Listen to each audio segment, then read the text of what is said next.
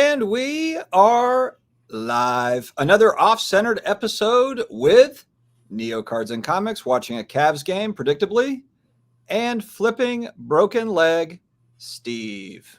What's going on, fellas? I told you not to bother me when I'm checking my auctions. Did you pay Dustin for that promotion? Yes, if you want some added running a tab, let's talk after the stream about some added exposure if you'd like. Yes. How we doing, guys? What's new? What's new? Well, actually, let's talk to Neo. What's new with you? Because I just saw Steve. So what's new with you? I got nothing. I had a very busy last 2 weeks at work, which is part of the reason why I couldn't get to Culture Collision. Though I tried. The 10-hour drive and then doing it again 2 days later was just too daunting to try to pull off last minute. But yeah, I got nothing. I got a PSA order coming back. I bought a raw prism card, like modern, not off eBay, and I think it might 10. I don't know. I got some other fun pickups coming. You know, I got a big local show on Saturday. There's like a 400 table local show down towards Pittsburgh that I might make the trek down to this weekend. It's like 2 hours. Nice. Thanks to Steve, I bought a Justin Fields card and a Baker Mayfield card this week. It's not my fault. It's not my fault. Don't be telling that. That was not on my radar over the weekend in Atlanta. It was not on my radar at all that I was going to be buying those two. But and the reason why I did, here's the reason. Hold on. You're a bigger influencer than me. I should not be influencing you. Well, you're always influencing me. But the reason why I did it is because every time we go to the National, I never have the hot quarterback in quotations, and I probably still won't. I'll buy these cards now. And it'll be Caleb Williams or it'll be AR-15 or whoever. And people will like laugh at my Bakers and all that stuff. Fine. But I actually kind of thought we were texting about it. It was actually kind of nostalgic to be buying Baker Mayfield cards again, because going back in time, I bought and sold so many Baker Mayfield cards. It's kind of fun to kind of go back in time a little bit. But I mean, well, right now you have to kind of buy what's cheap. It's not about necessarily who's going to be hot at the National, because everybody is going to be chasing someone different. There will be your top five, but then there'll be another handful of quarterbacks, maybe another five that other people are going after only because they can't afford CJ Stroud and Josh Allen and Patrick Mahomes. So you play in a smaller ballpark of stuff where people can still afford and speculate. And like last year for me, it was Jared Goff, right? And when we were sitting here on live stream, that sounded kind of like that, nostalgic. You know, Jared Goff had been to a Super Bowl, kind of fizzled out, was on a new team a little, starting to get his legs back under him. And it was kind of like. Yeah, Derek Carr was supposed to be my Jared Goff this year. Right. It just didn't. It didn't and happen. Even with all of the quarterbacks that the top 5 to 6 to even 7, 8 names that were trading at the National, I still found someone to move my Jared Goffs to. Yeah. Because there's so many people there. Mm-hmm. So it may not be as easy because people will come up to your table. Herbert, Burrow, Allen, right? Herbert, Burrow, Allen, Herbert, Burrow, nobody was asking for Jared Goff. But when I walked the trade night and people went through my stuff, people were interested in them. So everybody knows that the main one that I'm picking up right now is Kyler Murray. I don't want anybody to go buy him. This is not a pump. I'm trying to buy them, right? So it's the reverse pump. But I tried to buy some at Culture Collision. We'll get into Culture Collision, but I feel like they just weren't out for sale because I think there's a lot of people that realize that his market's really low, and they probably have the same mindset as me, that there will be some sort of – it may not be huge, but there will be some sort of interest in him going into the National, especially depending on what happens in the draft. So a lot of people just aren't willing to cut ties while his cards are down. I've already bought more Kyler cards since I've been home than I was able to find at Culture Collision. How prepared are you for the Super Bowl when Purdy gets hurt and Sam Darnold comes into the game and leads them to the victory? Or will we never see you again because you just moved to a remote island? San Juantaneo. They got 3 words for you, or is that 4 words? I don't know. San Juantaneo, 5 words. You're going to leave Dustin and I a postcard to go find in a field underneath a rock to come find you? Yeah.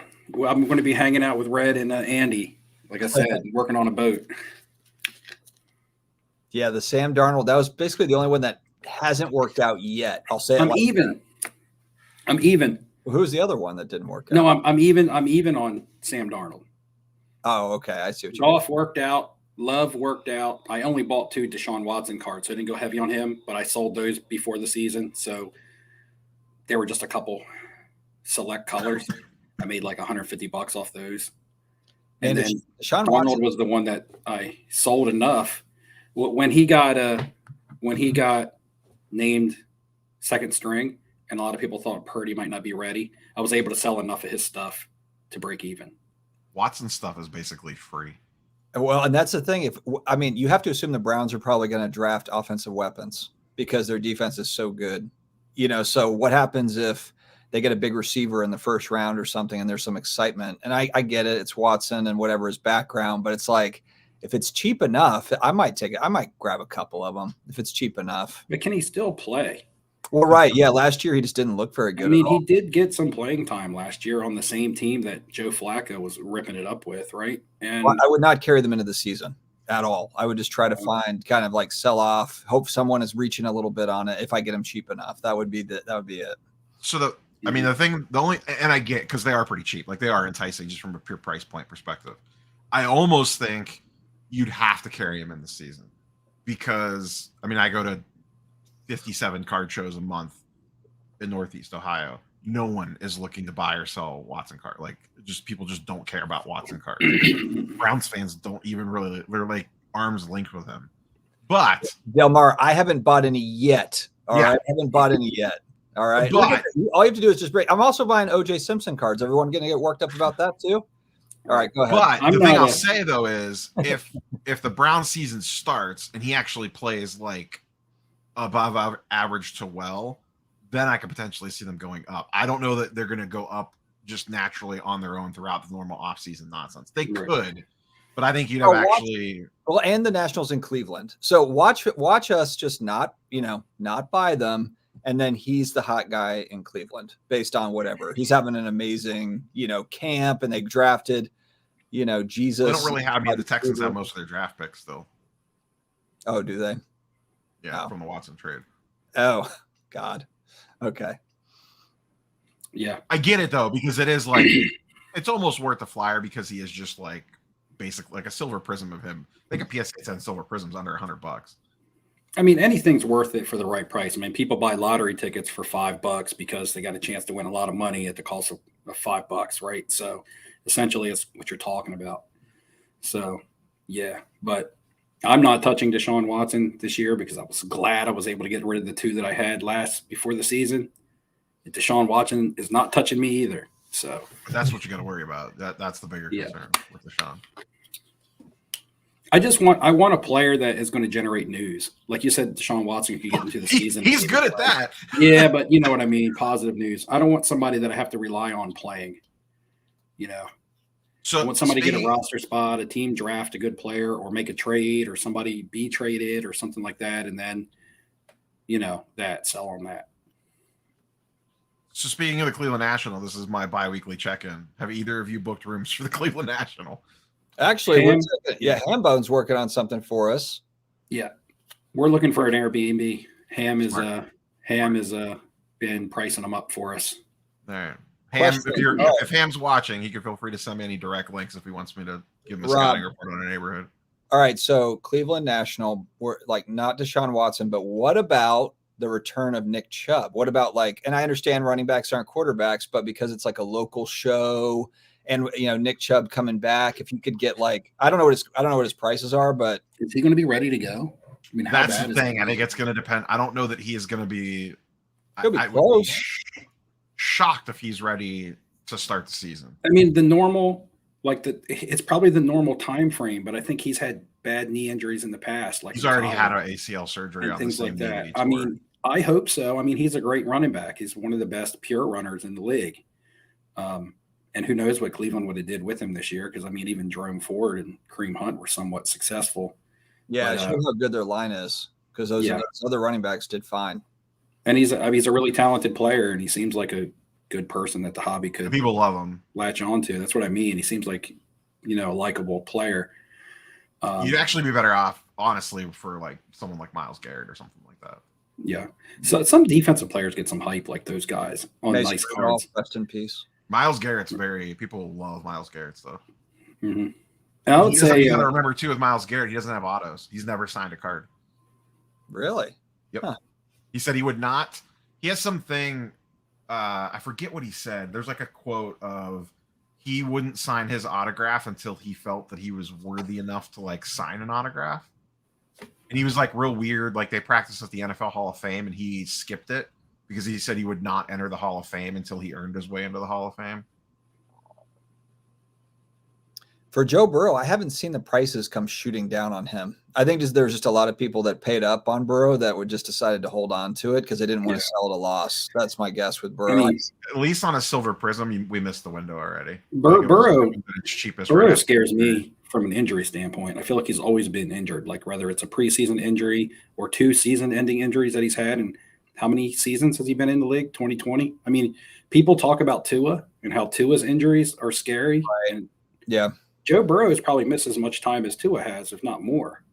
Yeah, he's missed almost two full. So, I mean, yeah, I know. So it's kind of like that's the one thing that keeps people off of Tua, besides the fact that he doesn't have a clutch bone in his body and can't score in the fourth quarter, Tua's injury prone. Tua's injury prone. But then people say bye Burrow, but I'm like, well, he's missed 1.5 seasons out of 3 seasons. It's crazy how the 2020 draft class went from like amazing to meh in less than 12 months. Same thing happened with the 2018 draft class too. Yeah, I mean Tua, Jalen Hurts, Herbert. I guess Herbert's got a coach now, so maybe but you know what? People are going to speculate that into the price. It's like, and then who was the other one? Oh, and Burrow, of course, is 2020. It's funny how it can change on a dime. Who's on comments? 2021 too, like Trevor Lawrence. No one likes him anymore now. Justin Fields is on the. Are you in charge of comments, Dustin? You're doing pretty good. Thanks. Yeah, it's been a little bit slow so far, so I'm actually right on top of it. Maybe there's somebody else live streaming that's more interesting than us. Maybe chat just gave up on even asking the questions. Yeah, they're like, let's not bother with the chat. Well, Neo was going to shoot some questions about Culture Collision, but it would be nice if the chat had some questions about Culture Collision as well. One thing, since we're on the football cards and we were talking about Nick Chubb as a running back, one thing that I saw at this show is, everybody's like, quarterbacks is running back card. Can't even see it. You see your computer monitor. Yeah, I've seen it though. All right, forget it. Never mind. But yeah, it's kind of like it's always been quarterbacks rule the league, but I saw receivers were very popular. I don't know if it's because quarterbacks, again, have let everybody down.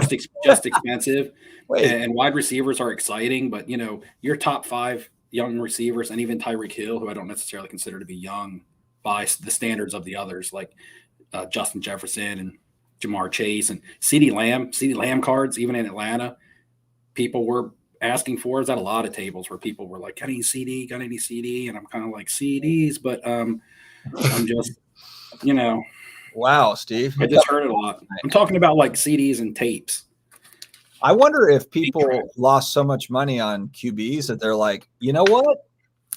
Let's go position players where it's just cheaper. I mean, hell, you could probably get a Nick Chubb gold prism. I got the Alvin Kamara gold prism 17 for $500. That's an expensive card for a running back. But I mean, $500 is a drop in the bucket for Herbert and Burrow and all the other guys. It's kind of like McCaffrey.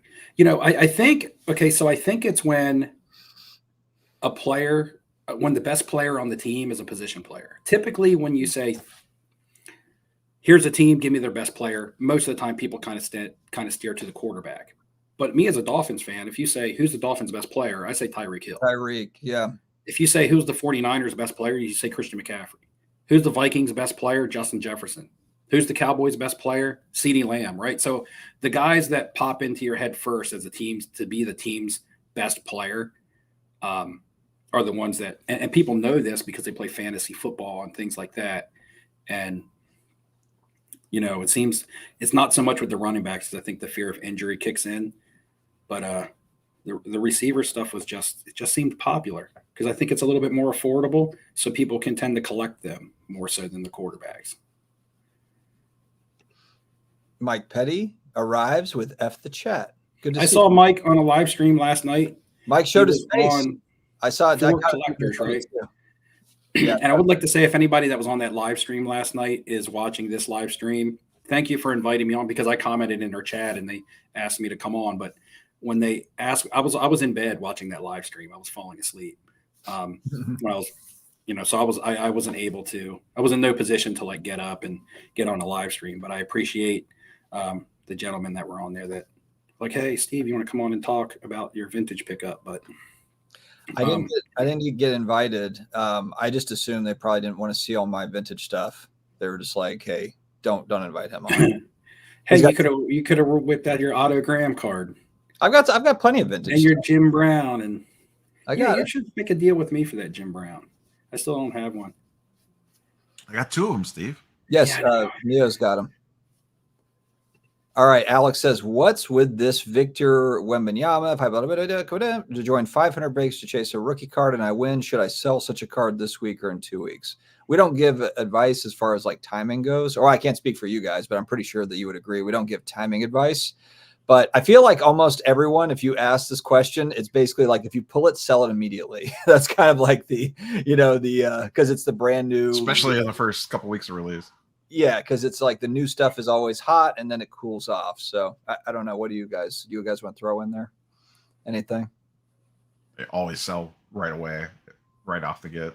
Yeah, I haven't been. That is Castle Grayskull. Sure is.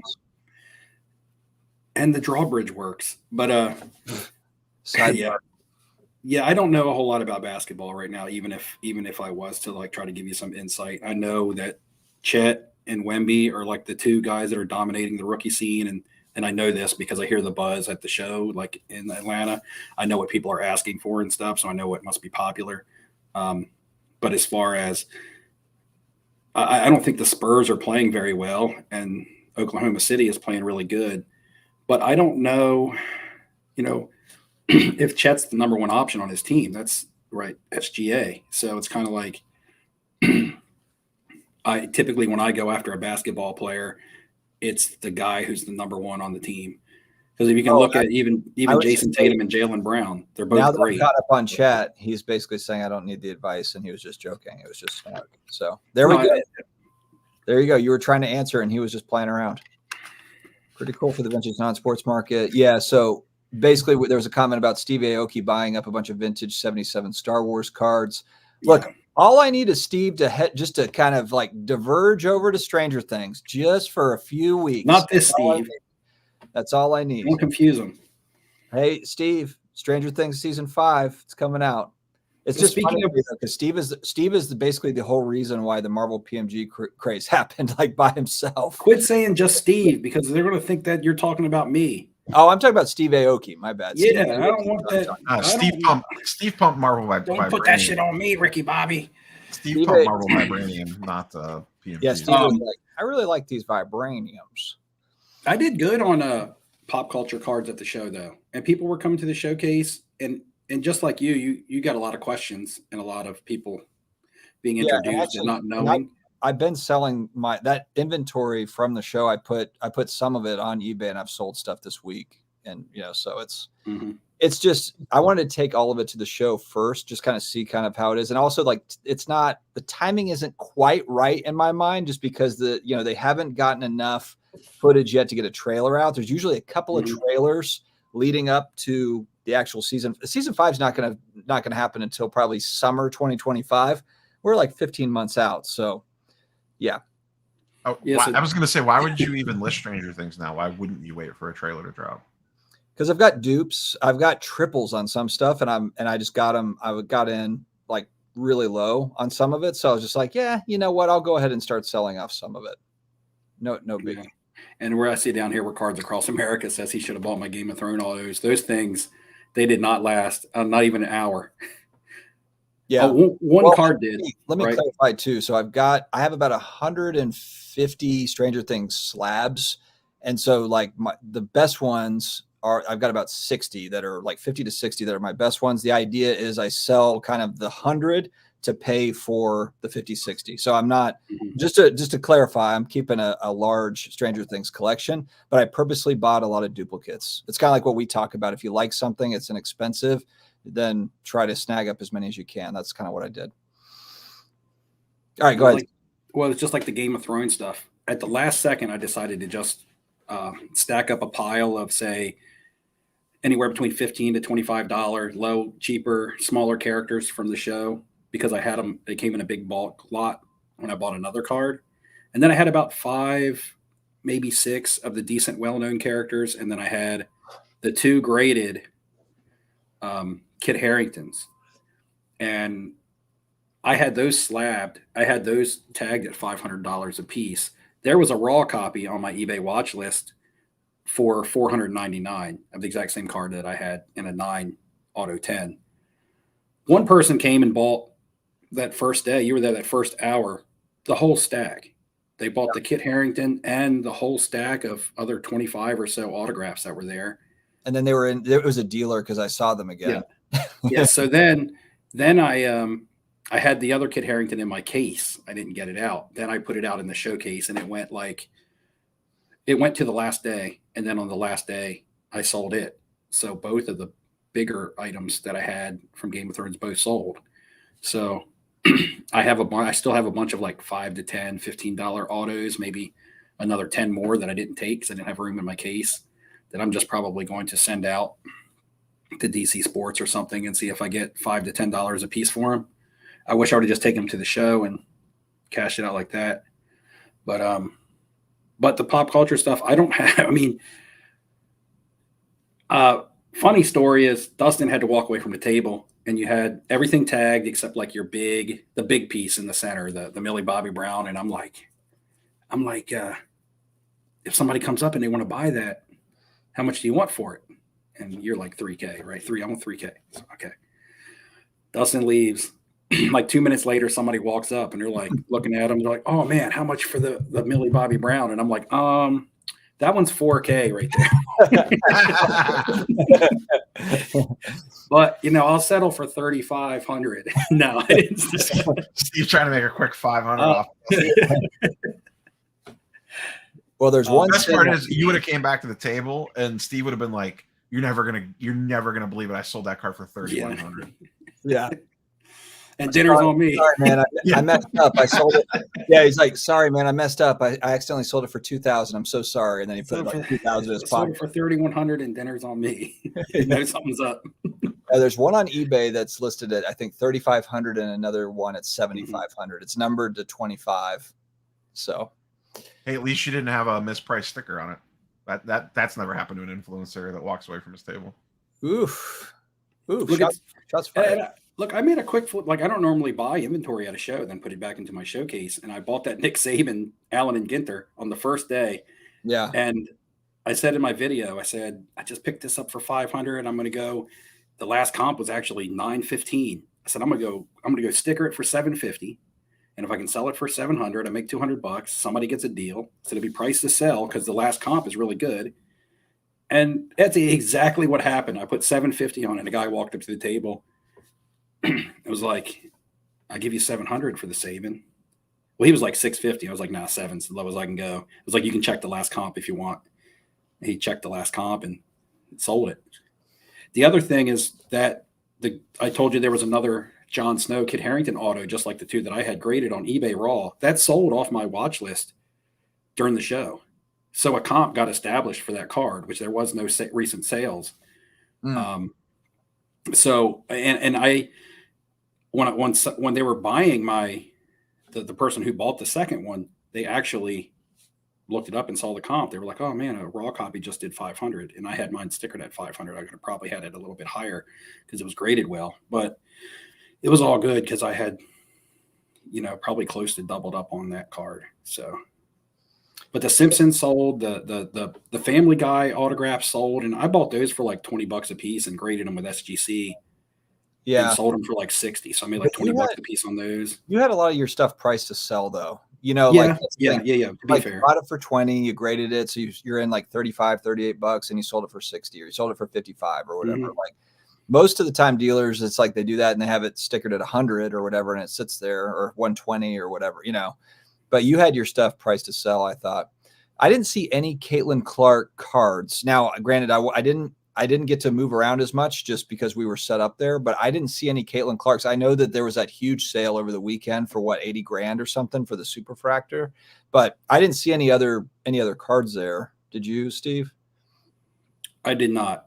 I didn't see any Caitlin Clark stuff selling. I think I might have saw some Bowman U stuff in cases, but I didn't have anybody asking me for it, or I didn't see anybody with it, like out in their cases and things like that. I do have a Bobby Brown the Singer autograph, though, Bushliggers. It's on a Ghostbusters card, pack pooled. I know I just sold some, I had some Caitlin Clark base Bowman U firsts that were in the COMC shipment I just sent, and they got uploaded yesterday, and I priced them last night for like $10 or whatever, which is like what they go for, and they were both sold before I woke up this morning. Wow. And that was just like her base chrome is like $10 raw, which seems pretty good for a woman's college card. Yeah, are the Bowman U's always, when that stuff comes out, is it always hot? Like, I feel like this year it's extra hot, probably just because everything's backed up. But I mean, well, I think it got a little extra juice because they made that Sapphire release this year, and like everybody's loved that product. Okay. So, but I think people are coming around on the college stuff, at least for the short window that, before you get pro uniforms. And you're also getting it earlier now too. Like now we're at the point where you're getting like when I opened my Bowman Sapphire, I pulled Marvin Harrison Jr., but I pulled the other Ohio State wide receiver who was like their #1 recruit this year.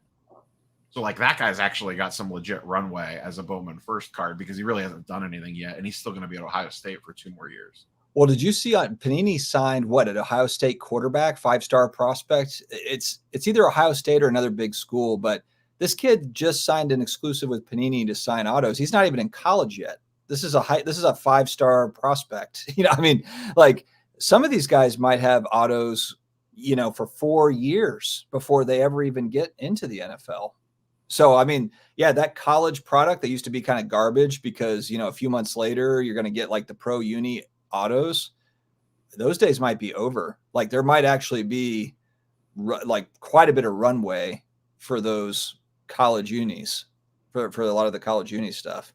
Yeah, because they're getting those kids younger now. Before you get them as like seniors. So there was basically, and the products were delayed. So you were getting them like, you were getting college firsts when they're like already drafted on a team. And I think there is an angle too. Like I have that PSA sub coming back. I sent in a Caleb Williams just base Sapphire in that shipment, and part of the play is just to have it in my hands for the night of the NFL draft. As soon as he gets drafted by someone, throw it up on eBay, and whatever team he goes to, someone's going to FOMO into or want a card of him right away, and there's just no availability yet. So it's just a supply thing. Real quick on this, Steve, you said Bobby Brown. Were you kidding about the Ghostbusters card, or is that for real? Oh, I have one. No, but does that mean that there's also like Bill Murray pack pulled? There's not. There's Dan Aykroyd. Are you serious? What year is that? I'm not telling you. I buy them all up. Oh my God! So like Michael Jackson said, just leave me alone. Dustin's like, I'm ending the stream early, boys. Dan Aykroyd. Come on, give me a second. I'll show you. Yeah, share. You must not watch my videos. On eBay. Why are you writing notes? If you watch my videos, you would have known this months ago. Oh, now you're making the gimp get up and walk around. Poor Steve. Steve's all excited though. I didn't know. Look, I don't know if there's He leapt out of that chair. Yeah, he fired up out of that thing. I'm excited for the new movie. It actually looks pretty good. I watched a trailer for it the other day. Yeah, it looks good.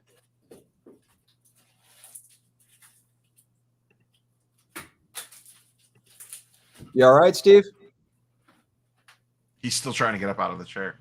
What's up, Manu? We got a celebrity in the house. Jeez Louise. Yeah. Everybody be on your P's and Q's. We got 99 newsstand here. Don't screw I'm this ready up. to show you a card. You know why? Because it's my prerogative to do so. Oh, I see what you did there. See, that's the Ghostbusters, Bobby Brown. Oh, Lord. I'm going to spend the next 2 hours on eBay after the stream. It's on card. There's also an Arsenio Hall one in there because he did the voice of the cartoon Winston. So there's Arsenio Hall. How did I miss this? There's also a Larry King in there. There is the Dan Aykroyd, of course. There is. What about Spangler? I don't think so. So they did some of the characters from the real show, and they did and they did the voice actors from the animated one. So that's why Arsenio Hall in there. Ernie Hudson has one also for the real live action Winston character. Okay. So you got Ernie Hudson, Dan Aykroyd, and then you got like Larry King, Bobby Brown. Or not Sigourney No. Weaver. Or is it Sigourney Weaver? Yeah. Bill Murray and Sigourney Weaver don't have one in there. Or, man, it'd be cool to have a Zool Otto. Yeah, there is other characters like Janine. And I want a Janine Otto. Like man, I think there's a Janine. What a babe Janine was. Good Lord. All right. Value on the Khal Drogo card. Steve, do you know anything about that? I don't really. He is one of the stronger characters when you get past Daenerys, Jon Snow, and then you get into like Macy Williams and Peter Dinklage. The Jason Momoa kind of sits in there a little bit above Dinklage and Macy Williams. Just all depends. For him, honestly, I think his Aquaman cards sell for more money because there's a DC Comics set and he signs in that on the Aquaman card because Khal Drogo kind of like died early in the series. So I know you mentioned on your video, but do you want to talk about your vintage pickup and then also your strategy around vintage or no? Well, yeah. And I mean, while I'm shooting a video, my video tomorrow is going to kind of explain where I'm standing at already for the year of 2024 and my spending tendencies and how I divide out, money for my PC and money to continue to fund my PC because I flip to buy PC cards. Hot tub money. And it's kind of like we're a month into 2024 and I've already bought 2 big PC cards where last year I bought a vintage card in March at the Philly show. I bought a Star Wars autograph in July at the National. This year I bought a vintage card and a Star Wars autograph in the month of January.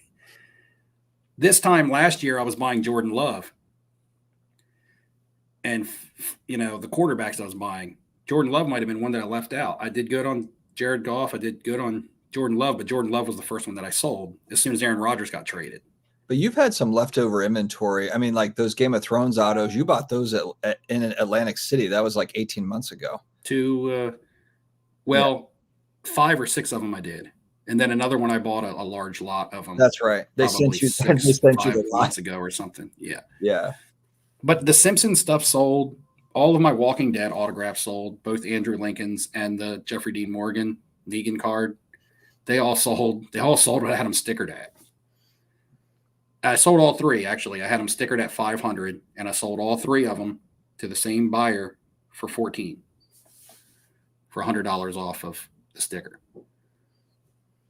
So, I was buying that stuff raw. I sold a Sookie Stackhouse True Blood and a Pac-Man autograph. The one thing that's interesting about non-sports is, and just entertainment cards, a lot of it is not graded. So, there is an opportunity there. It's not to say like you graded, it's like 5X or anything, but there are opportunities with because a lot of the stuff is just ungraded out there and people want graded cards. A lot, especially if it's sports card people that are crossing over and buying some of that stuff. I bought like I said, I just sold an Anna Paquin. I bought raw for $100. I sent it to SGC for $15. And like you said, there's not any of that stuff out there slabbed. So I wanted to have it slabbed quickly in return. So it didn't really matter that it was an SGC case as opposed to a PSA case. I sold it for $225. Right. I was 115 in with my grading fee. I made $110 on it. I didn't quite double up, but that's a good sale in today's market. Yeah. Yeah. If you don't want to spec on players, non-sports entertainment is an interesting, it's an interesting space for sure. All right. Yeah, I know. Go ahead. I have that Pedro Pascal auto, and someone put one up for auction, and it went for freaking $5K. Woof. And then there was a base. There was a base that was sitting at 4,200, and as soon as the auction ended, someone banged the bin on the 4,200. Like the auction basically forced someone to bin the other one because just the market shifted up. Yeah. And again, it's an awareness thing, I think, with the pop culture stuff, because like you were just sitting there not even aware of the Ghostbusters cards. Right. I was buying these Bobby Browns. I buying for $30, by that. right? I'm really annoyed by that. Yeah, I'm busy. Missed $30. I bought a Bobby Brown on card pack pulled auto. I mean, to me, as somebody, he was pretty famous in my era, so $30 seemed pretty good. And it only takes somebody else from my generation to like Bobby Brown on eBay to right give me now. 50 for it. No, I'm not. That's not what I'm doing. I mean, all of the $30 ones might be gone because, you know, if I see something cheap that I think is got potential, or not potential, but somebody will like when they see it. Like, how many people ask questions about the Bernie Mac autograph that I had? That thing was like, it ended up selling. And I got a lot of questions for it on it. I didn't know if it would sell or not. That's furiously searching. Interesting. Yeah. I had my Stephen King autograph out just for show and tell, and so many people try to buy that off me.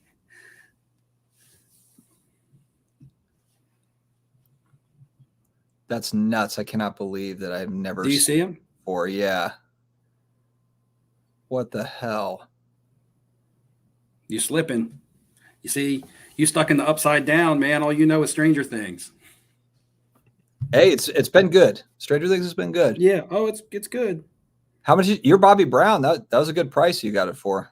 Oh yeah, it was $40 for OBO, and I paid $30 for it. They might, I don't know. Some of them might be sitting there at 60 or something like that, but yeah, one's at like 130 on COMC, but yeah. Oh, there's the Dan Aykroyd. Oh my God! But the Dan Aykroyd usually runs about. The autograph was terrible. Yeah, he's streaky. He's streaky on his auto. They usually run about $200. But some of them he inscribed just randomly. I see that. Some of these are inscribed. Yeah. How much are you going to charge Steve for all this Ghostbuster? Just like Arsenio Hall, he inscribed like Wolf on some of his and things. At Culture Collision in September, I'm gonna have a whole table of Ghostbusters autos. When is that show? Did they set a date yet for September, or is it still nebulous? September 25th. There's not a Bill Murray auto, Brad. No, sorry, Brad. There's no Bill Murray. I would pay. Now you got to now because we're talking about these. I'm also I got to. People make the Bill Murray card like a custom card. Don't get tricked by it. Don't get tricked by it, because they will make a card that looks just like this, but it'll kind of have like Bill Murray like imprinted on there, and it'll be like signed, and then like and you know, a lot of people do that with cards of you see a lot of custom cards nowadays of celebrities and music stars and television stars and things like that, because they don't have cards. So the only option is to have a custom card, whether they sign it, you know, and then they just get it slabbed and it just says card. You know what I mean? Yeah, and that's they do it for sports cards too, but you'll see that with pop culture where it's PSA DNA. You know, like you have to make sure you're paying attention that it's pack pulled and not like, you know, not that the PSA DNA stuff is terrible, but you just got to know what you're buying. Right. I am going to go to Culture Collision in September. I haven't decided if I'm going to buy a table, but I'll definitely be there. Yeah, I'll be there. It's a 5.5 hour drive for me, so it's worth it. And I can I can also hit up Cards HQ too, so I can just kind of like wrap it all in one. Yeah. Yeah, Steve had some good videos. Steve the vlogger. It's mostly me walking through a hotel very slowly. Added to the suspense. What's around this corner? Is Steve gonna fall over in this video? Yeah, that's pretty much what they said. They said if there was a zombie apocalypse, you know, everybody was safe because all they had to do was outrun me. The Bobby Brown was just sold for $54 from Australia. There you go. You're pumping in real time. In real time, it's happening. No, I'm not. I bought a Bobby Brown Ghostbusters card. That's how much somebody asked me about it. Steve, remember to send the 10%. I just said you doubled the value on that card just by talking about it. Yeah. Hey, look. Yeah. Where's AIH? Get AIH and Dan in here right now. If somebody is a card collector and they like Bobby Brown themselves, they probably bought it for themselves. Yeah, because it's cool to discover stuff that you didn't know existed, especially if it's something of somebody that you really like. All right, I'm answering Manu. Yeah, an inscription is basically where they sign their name and then they write something, you know, Ghostbusters or Go Team or whatever. So it's just like an added message or something, or maybe even a picture, a drawing on it. That would be an inscription next to the autograph. So the inscription just adds a little flavor, you know, if it's to differentiate it from the other ones. Think about it like a remark for a comic book. Yes. Now, well, hell, now I got to go back and look at everything. Now I got to go look at every 80s movie. Are there Jaws cards too? With auto? No, well, there's Yeah, there's Jaws Shark. cards, but The I Shark don't think has there's autographs. autos. Yeah, an actual. No, well, hell, we got Disney autographs by Nemo. Game used tooth. Guys, people are spending $1,000 on Nemo autographs. So, I mean, if there's Jaws autographs, I mean, come on. Bush Leaguer's Bobby Brown was married to Whitney Houston, and she passed away. Whitney Houston auto card. If there's Bodyguard, the Bodyguard packs cards, I'm all over that. I didn't see a lot of vintage non-sports, but there was some there. Yes, there was one table. Well, one vendor. He was probably about 4 or 5 tables across, and he had a lot, a lot. So much that you really, I mean, you could have spent the whole day probably looking at it because it was all different and it was all interesting. So there was that, but I didn't see a whole lot of other. You know, and it was priced up. One of the cards I looked at was the 1931 Wills Disney, which is a very popular, you know, vintage non-sports card. And he had it in a PSA 7 and it was priced around $2,600. And I think I own that card. So I was like, I said, I wish it was worth what he's got it stickered at, because I think it's worth probably about $1,000 to maybe $1,100-1,200 less than that. It might be more like a $1,300 card. So unless I don't check the price on that card because it's a personal collection card.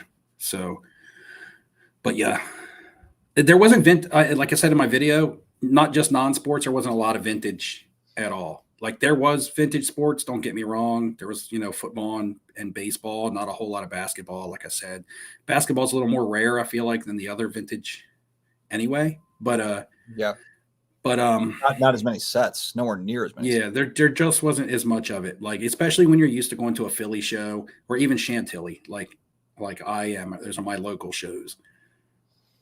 So the card that I bought, I probably saw maybe 2 of them in the room, and one of them was just graded way out of my price range. I had to get a low grade, so I'm sure if I went to Philly, I would probably be able to find more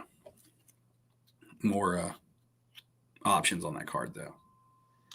You kind of mentioned it there, but yeah, I know you guys both talked about this in your videos. So, like, macro level wise, how was pricing overall fair, about what you'd expected? Like, half the show actually wants to sell stuff, and half the show is just like, pay double my comp. I don't have a good answer just because I don't feel like I got to walk around like I normally would, you know, to be able to really eyeball it. You know, I mean, I wasn't paying attention the same way that I would have been if I was, you know, just walking the show. So I don't feel like I can answer it very well. It did seem like the dollar box low end stuff was doing just fine, but I just can't speak to anything that was, you know, I mean, I felt like I sold, you know, a $200 card. I sold a $400 card. You know, I mean, those are getting tougher, you know, to sell, you know, so I felt pretty good about some of my stuff, but I don't know, Steve, what did you think? Did you get a chance to walk around and look at stuff? Yeah. And I'm going to tie this in with a comment that someone asked a little while back about Culture Collision and where we possibly could see, you know, the pricing market coming out of that show going in the future. I can't find that comment now. If you're the one that put that comment in the chat and you're still here, retype it for me or something so that I can, or just touch give me on the it for you while I answer this question. I can't find the comment, so I can't give you the time. Okay, 8:26, 562 slabs. So that's like 20 minutes ago. Sure. I mean, we're caught up. We just that one got skipped over. So our thoughts on the prices of cards in the market in the near future. You know, that's always hard to dictate.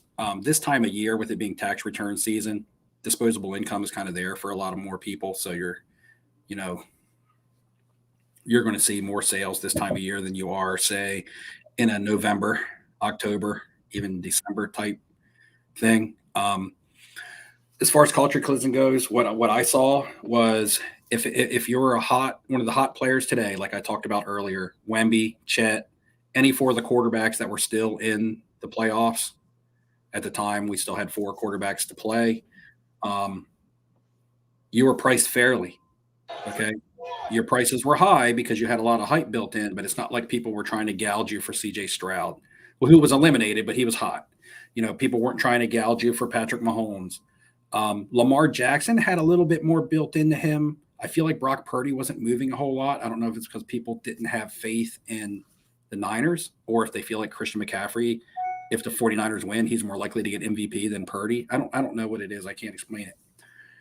Lamar Jackson was a little bit priced over his market because I feel like people were assuming the Ravens were going to win the Super Bowl.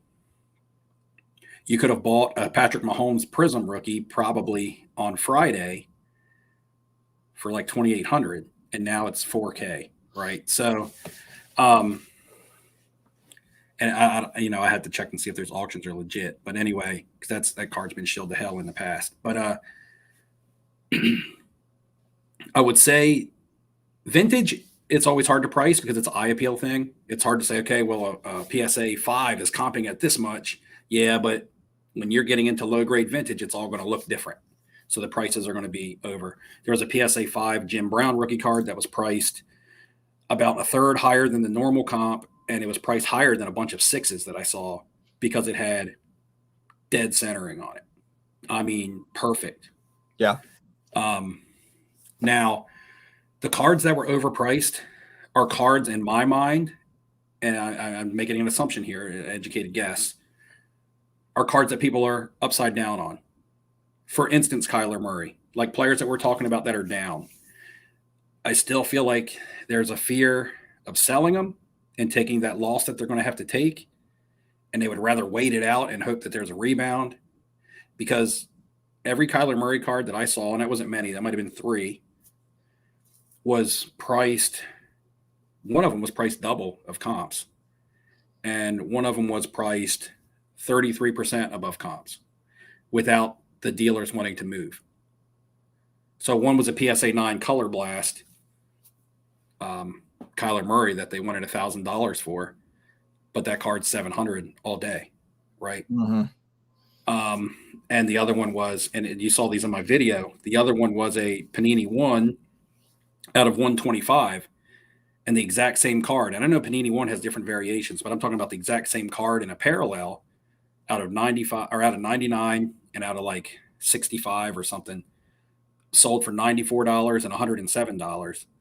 This guy wanted $240 for his out of 125, and really wouldn't come down. If he was going to come down, it was going to be to like 200, which is still double what they were selling for.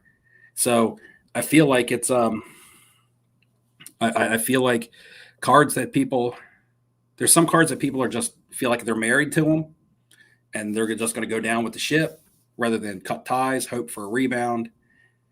And but there was stuff that was fairly priced. There was stuff that was priced to move. It's different. Like every single table was different. So to say that prices were overpriced, that would be false. There was some. To say that they were fairly priced, I mean, it would all just be like, it just depends on what you were looking at. But I would say the stuff that's popular in the market today, which tend to dominate most of the showcases, was priced fair. The stuff that has fallen off over the last year or two, like even like Zion, is either not for sale because people are scared to sell it, hoping for a rebound, or they're still wanting to get prices from a year or two ago. I think people are getting smarter about wanting unique stuff. I think people, there's some fatigue with looking at the same damn cards all the time, and the same, buying and selling the same sort of stuff. And so now I think people are just kind of venturing out, and that whole like buy what you like, love thing. I think it's kind of a lame-o type saying. I understand the thought of don't be a follower, but at the same time, I think a lot more people are, instead of just going after the typical thing, they're looking for unique items that interest them. And vintage baseball is like growing popular even with the younger crowd. Like some of the kids that you see at the trade nights and things like that always just want what we're talking about, the modern stuff. They will be like, hey, do you have a Mantle or a Jackie Robinson or something? And I don't know if it's because they feel like there's more safety in that stuff. I can tell you that I bought a 48 Bowman Stan Musial rookie about a month after I bought the Willie Mays last year. That card's actually gone up in value, or it's selling for more now than what I bought it for. a couple $100, and I bought mine for like 900 and a PSA 3.5, 3.5, and like threes are selling for like 1100. During a time when the market is down, that stuff's still desirable. Even my Frank Robinson, and Frank Robinson's not the biggest name in vintage. He's a great player, but the one that I bought hasn't seen any decreases in value. If anything, it's seen little upticks. So I don't know if vintage is going to become, I mean, even for myself, like I would be a hypocrite to say, I don't know if it's going to become the flavor of the week for some of the flippers out there.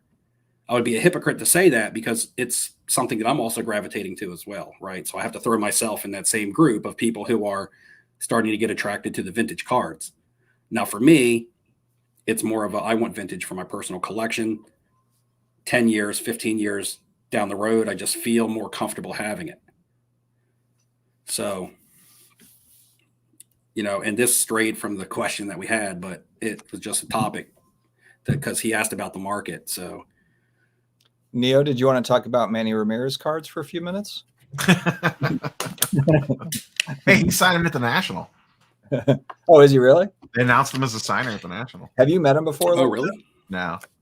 Are you going to do it? Do a signing? Probably. I mean, if as long as the timing works out and the pricing's not insane, why not? Yeah. And they announced Cal Ripken Jr. today too. Oh, really? Okay. Sweet. Let's see. What else? Neo, you were supposed to hit us with a barrage of questions. Well, if anybody else took got 25 minutes to answer one question. But I answered your question. I answered somebody. I took out like 3 or 4 questions in a row. Knocked down and I also probably prevented a bunch of other questions from coming in. You see, planning for the future. So between basketball, football, baseball, and non-sports, like how would you rank those in terms of like, I guess vibes at the like interest levels at the show? Now, take it more from like a macro perspective. Obviously, you guys had a lot of non-sports at your table, but just like at trade nights, what you were seeing transact. I don't see like basketball feels dead to me. Like it feels like it's baseball, football, and like basketball is just kind of an afterthought. I know people buy and sell basketball, but I just don't see it. I feel like basketball is Chet, Wemby, Halliburton, the GOATs. And another thing I didn't talk about when he asked me about the future of market prices in the near future, as long as repackers keep buying the way that they're buying, the stuff's not going to plummet. The repackers are developing basement for a lot of different types of cards. It's not your high-end Mahomes and your $1,000 Strouds and things like that, but it's what I would call nice filler cards, premium filler cards. I know when you say the word like a filler card, you think of, oh, that must be a shit card, but something that somebody would be happy to get, even if it's not worth the monetary value that they paid for a repack. If they paid $200 for a repack and they got a card that was $100, they took a $100 hit. But if it's a really nice card, it helps soften the blow, I'm going to guess. I don't buy repacks. I don't participate. I'm just thinking like that's probably, what you're looking at. I do know people who buy for repackers, and that's what they tell me. Also, they tell me it's vet autos, Hall of Fame and vet autos, and it can be anybody. That John Stockton, Isaiah Thomas. It doesn't have to be your top 10 names. Just guys that people know that are Hall of Famers. Joe Namath. I mean, how many? I sold my Joe Namath like that. Michael Hamm put his Joe Namath in my showcase and had a bazillion inquiries about it. Your Joe Namath, had a lot of attention on it. Joe Namath is a $200 to $300 card. So just stuff like that. How was the baseball vibes with like that quickly approaching? I feel like as long as the football playoffs are still going, that the baseball was kind of slow. I can speak for myself only. But I even said to Michael Hamm one day when I was strolling, I said, it's easy for me to walk by some of these booths because they're strictly modern baseball. So that was my feeling. But there are people that like baseball. I don't establish the trends. I'm just saying I would stop at vintage baseball tables. But if it was modern Bowman, Bowman color, Bowman autos, Bowman first, Topps chromes, things like that of young players, I can't do baseball like that. And I feel like people were more so generated around, excited around the players that are still playing, because those players are actually in the spotlight right now. And it was the 4 quarterbacks. It was CJ Stroud, and then the basketball players that I named. There was definitely more football. Baseball had to be third. There's no way baseball was modern was outselling football or basketball at this show. How just to switch gears a little bit. So how long until I have a Cards HQ in like every major city in the country? The Raleigh store opens at Christmas this year. Are you general manager of that branch? Or? Yeah, I don't know. I mean, so how was like you guys were actually in the room? What's funny is I had talked to him about that going back a while when I first learned about like this thing that was coming, and he was kind of like not really. He's like, like probably a no, not really thinking about that. But I think as time has gone on, he's maybe opening. He's kind of thinking more on that. But I wouldn't anticipate one anytime soon. But it would be interesting. Was the store as impressive in person as it looks in videos? Yeah. I mean, and I guess too, you could probably do like a smaller version of that store, because if it's more set up to be a digital card shop, it's got, obviously it's a brick and mortar, but that's not really the heavy focus. You could do a 2,000 or 3,000 square foot deal, like a smaller kind of version of that store, and maybe have those be pop-up stores in different locations. I guess it'll just depend on what works, what doesn't work. They're going to just have to learn, kind of see how that all. Yeah, it's way too early on something like that. I mean, would they open their doors to the public tomorrow? And it's kind of like, some people are waiting with bated breath for it to fail, and some people are like, this would be great for the hobby if it's a success. So, that's like sometimes the ultimate divide in what we do. But, I mean, the concept seems amazing, and seeing it in person was awesome. But executing the vision, like does it work? Will it execute? Because also, it's going to depend a lot on his people. You're hiring people in, you don't know who's going to pan. I mean, like you've worked at places where it's like you might get hired along with 10 other people, and 3 weeks later, half of them are gone, or whatever, like or you need more. Or you need more, or you need less, or whatever. So they're going to have to, I just think it's going to be such, it's going to be touch and go for a while, just until they get, it's going to be staffing. It's going to be inventory. Now, wax will always sell, but it's going to be singles. Are they really going to hold true to a couple different models? Okay. Are they going to hold true to the no negotiating? And are they going to hold true to if it sits in the showcase for 30 days, it gets recycled out? Because if that's the case, they're probably going to go through a lot of stale inventory that's going to go to auction houses. And then when they go to auction houses, are they getting at least back what they paid for the card, because they had to buy the inventory to begin with? And I think they were buying it like 70 to 75%. Yeah. And I think too, they probably need the inventory now, so they're going to pay strong, but every card shop on the planet, and also hell, going back in time when we were kids, like the card shop was paying more like 10%, the card shop was paying you in like packs, for good cards. They weren't, so but I don't know that they could do that anymore though, because now it's just way easier to just sell the card yourself. Yeah, but there's also the convenience of if you buy it in store, if you break it in store, or you're in store, plus if he does store credit. So maybe he gives you a more aggressive store credit, then okay, then maybe you're like, hell yeah, I could sell it, but you don't want to go through the hassle of doing that. And then I think you also have to assume that there's going to be new people that are coming in that haven't been doing this for years, that are going to be like, what, selling eBay? Yeah, I've got to pack it up. Like they might just be like, I don't want to deal with any of that. So there might be a convenience factor to just trading it back in, like it's like GameStop, where you buy your game, you trade it back in, get a store credit or whatever.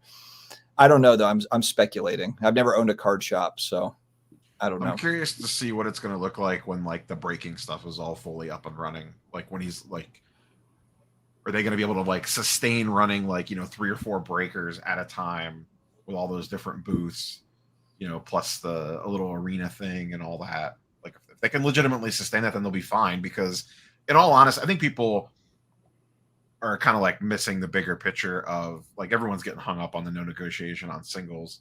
in the grand scheme of things, the singles thing is probably, just a portion of that overall pie. Like, there's the breaking, there's the content, there's the market app. Like it all ties, there's so many moving pieces amongst that whole entire thing. And people are focused on like this one little slice of it. Right. And I saw dealers in there on the trade night, not just dealers, but a lot of people, but I specifically say dealers because when dealers buy, they need to buy, they're buying with the intention to resell. So they need to be able to buy where they think there's enough margin for them to make money. And I saw a couple dealers walking through and they had stacks of slabs out of the. I talked to one in particular that bought 100 slabs on trade night, over 100 slabs. So that's probably one that I'm referring to too. Probably. Yeah. But I mean, to your point though, there has to be a little bit of juice on the back end for them to even bother. So, I don't. Yeah. And I know, Okay. Not funny. It says 30 days, and then not funny in the comment section says just wait 30 days and then buy it cheaper at auction. Here's the thing you guys are all forgetting about. I would be willing to bet that the stuff they send to auction, if they send it on Whatnot, it'll probably end up selling for close to what they had it stickered at, if not more, because it's just the nature of Whatnot. If you have a massive following auctions and you sell on Whatnot, there's a decent chance it's going to go for more than what it probably should. I mean, even on eBay, how many times do you see an auction run higher than something that's sitting next, the exact same card sitting next to it for buy it now? Because people don't like to be told what they have to pay for something. It's kind of a human psyche thing. No, I'm not going to pay your price. I'm going to pay more on this auction because of impulse. They could also. And then on Whatnot, you have like the 15 seconds or whatever it is. So you don't even have time to like research a comp. You get caught up in the moment. Impulse. Yeah. Well, remember too, he wasn't against doing his own repack product, but doing it in a certain way where there's checklist and there's all that. So, I mean, that's true too. Look, if he sets himself up like a hit parade, to where he's also got a repack product with a checklist and he's doing it kind of like doing it like, by the book, whatever, There's something that I'm curious about though, because like I said, repackers are propping up the prices on certain types of cards. But how many repackers can there be before there becomes serious competition between the repackers? If someone brought cards to my table, right, and I'm like, I can be at 70-75% because I'm going to sell at 85%, right? Somebody is going to be like, I'm going over to, first of all, they could have went to the Cards HQ purchase center, said that I sold cards to Jeff Wilson and Cards HQ and got 75%, or they can be like, I'm going to find whichever repacker is paying 80 to 90. So inventory, there's going to be a competition for inventory. And I feel like there already is. Like people like me who send out feelers on Instagram and on Veriswap and things like that, looking for cards. I'm not getting a lot of hits back because there are lots of people out there right now, not just repackers, struggling for the same type of inventory, whether it's people buying for the repackers or the repackers themselves. And look at grading. I mean, grading's at a price point where on a lot of cards, you can make the argument, I get this, like it makes sense, especially if you're going to go to either a repacker or you're going to go, to Whatnot or whatever, I mean, so you just see the whole thing kind of moves together. And my thing is that if you run out of inventory, you don't have a product, right? You don't have it. And there's stuff getting broken every day. So I know that there's cards coming out, there's breaks. Some of the people who repack are also breakers. So they probably buy cards directly back from people who are breaking with them and double dipping. But what I'm going to say is if there's not constant inventory, some repackers, aren't going to be able to compete. Like say there's a repacker paying 90% and somebody else is like, I just can't pay 90%. And then slowly they run out of inventory because people are selling to the person paying a premium.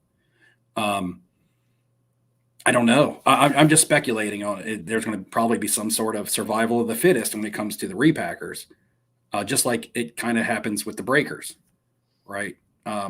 So I don't know. It'd be interesting to see and how long this plays out and how long repacks even stay popular. If Fanatics lowers the price on wax, it will hurt repacks. So we don't really know. I don't even think it's so much Fanatics lowering the price on wax. I think it's the Panini side of the wax equation that's out of whack. Well, just the prices in general. I mean, not to be specific, but if prices of wax come down just in general, that will hurt repacks. If we ever get the slightest whiff that regulation is coming to repacks, sell every card that you own that you're not personally tied to, because the market will probably tank. JG has a question. He says, which way is it? Inventory shortage or junk slab era? The thing is that the stuff that the repackers are buying are junk slabs. I mean, when you're talking about junk slabs, you're talking about PSA 9 base Prism rookies. Like, I'm talking about what I said earlier, vet autos, Hall of Fame autos that tend to bounce between that $200 to $400 price range, and they just keep getting pumped out in the product. NT, Flawless, Noir, all the nicer products, mostly on card stuff. That's the stuff that the repackers are buying when I talk about people wanting inventory. So repackers aren't buying a $10 slab and putting it in a repack. If they are, they need to be ousted from the hobby. Well, maybe they've got the $10 ones, and then you've got the bigger hits in there. It just depends on the price. If the price of the repack is $15, how much depends on the price of the repack? I get that. Yeah, exactly. Yeah, depending on the price of the repack, but I mean, what is going to if you're selling a $15 repack, how big is the chase card? Right. What is your risk reward? Yeah. Yeah, the repack stuff's just absolutely crazy. You don't really think, though, that the price of new product is going to drop. Like, I just don't think that. Not enough for it to be I just don't see it dropping enough to where you feel it. It's not going to be like it was 5 years ago. I don't think ever, like, at least for a while. I think it's just a matter of what I mean, we don't know, but like, all right, a hobby box of Prism is like, let's just call it $800. Topps Chrome Baseball Jumbo, which is basically the equivalent, if not better, because it's 3 autos instead of 1. Same amount of parallels, chases, etc., is like $350 to $400. So when we get Topps Chrome basketball and football, like, what does Fanatics price that at? Does it go in line with where their baseball products priced at, or do they try to slide in at that higher price point, or do they like split the difference and be like, oh, we're more expensive than baseball, but look, we're way cheaper than Panini was.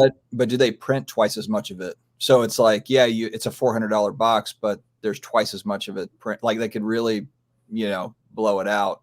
And I guess you're right, though. Technically, it's like that is a cheaper price point, and maybe you're still chasing the same lower, the lower parallels, and they just print more base cards, or whatever. Like, you're still chasing the same. Come out with more variations. More variations. Yeah, I mean. Which it just depends on what you're going for. If you're just ripping product, you want that stuff in there, because even if you lose, like, you're going to lose on most boxes that you open, but it's all about the way that you feel after you open the box. If I open an $800 box of Prism and I hit $50 worth of cards, I feel like an idiot. If you open a $350 box of Topps Chrome or a $300 Bowman's Best box, maybe you hit a couple cool autos, a couple cool parallels. Maybe it's like $100 worth of cards, but you don't feel like you want to jump off a bridge afterwards, because the experience of ripping it felt better. And even if you got kicked in the nuts. It probably means, and then you grade it out or whatever, it probably means there's going to be a heavy concentration of that, like, lower to mid end, like the $50 to $200 cards. There's going to be a tremendous amount of supply on that stuff because of what you're talking about. They're going to want to try to bridge the gap of, maybe a less expensive hobby box, but they also don't want you to have just $5 coming out of a $400 box. They want you to be able to, like, okay, they can probably, they grade out these autos, get $100 out of a $300 or $400 box. And that's not the end of the world in comparison to what we're seeing. Yeah. Chad is saying that talking about Top Series 1, like, Top Series 1 should be printed to the moon. That's exactly what that product's designed for. Like, if you're going to cry about, but we're talking about printed to the moon, like, and isn't it like $90? It's like $100 for a hobby box because of that. Hobby box is $80, and a jumbo box with a guaranteed auto is like $150 to $160. So you're just opening cards. No, but they're talking about how they, I guess, Fanatics acquired UFC. Yeah, that happened earlier today. Did you guys drop videos on it? Nah, that's not real. I'll talk about it in the Sunday video. Yeah. It's big news for the UFC collectors, man. They need love too. All 3 of them. I'll have to wrap it in because I can't make a dedicated video to that, I don't think. But yeah, that's the thing. Like, there's, this is something that Dakota's talked about in his Discord a bunch.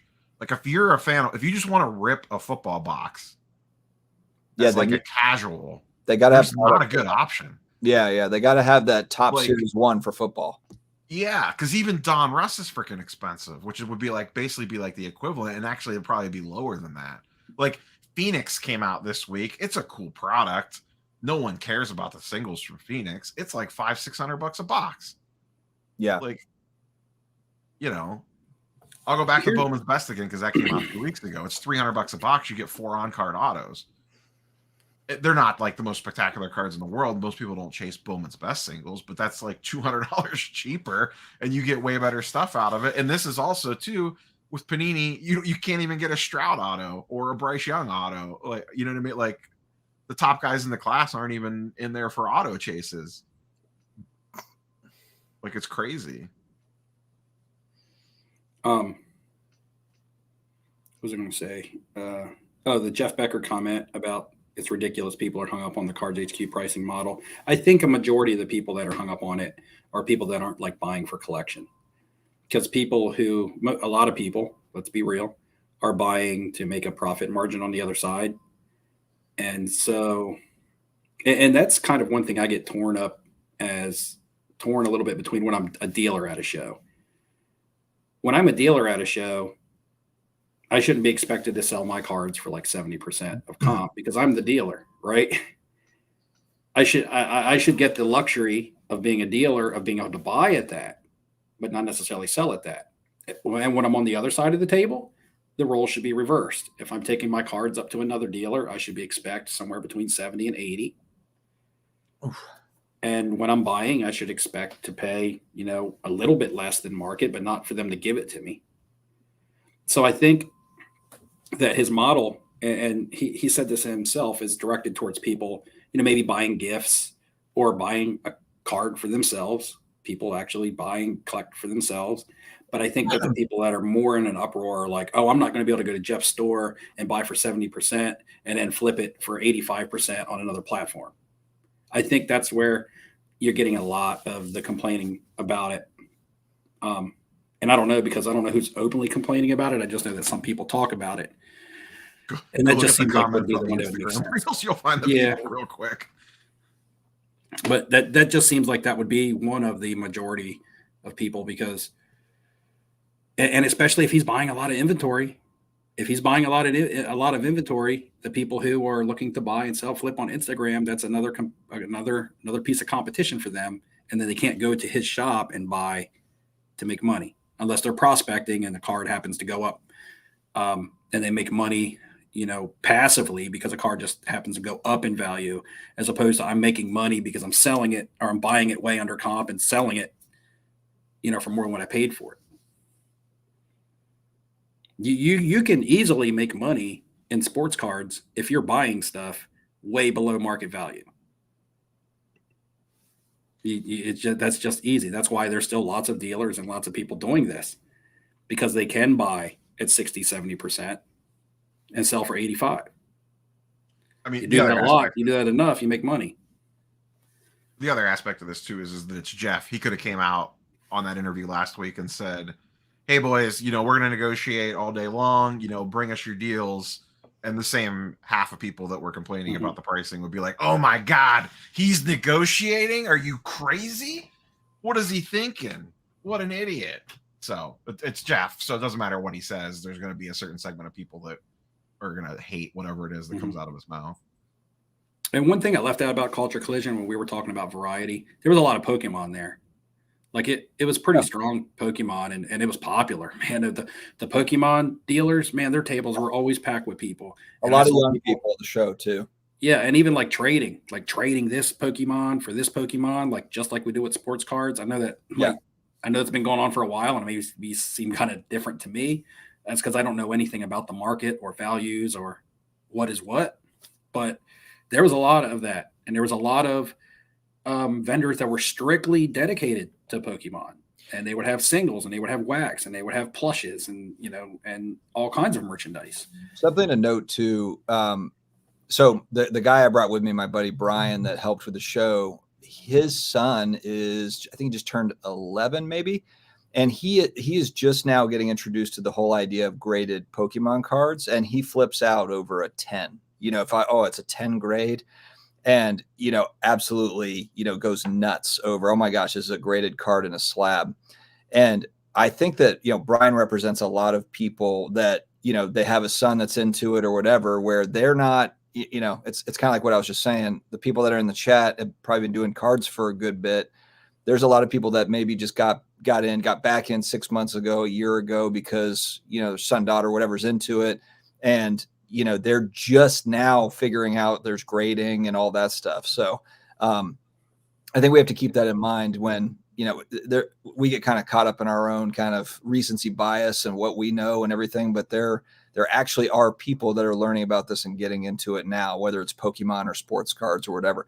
My son, who's 9, he was big into Pokemon, and now he wants football cards, so it's a thing. I think that it's actually, like, I know I'm probably, it reminds me a little bit of the early 90s, when we all kind of got started into it. It's like, it's kind of cycling back over, and now stuff is actually affordable. Prices have come. I know prices on new product have not, but just singles, though, the singles market is loaded with options, out there for people. So, and Beefo or Beefoj or something at 9:15.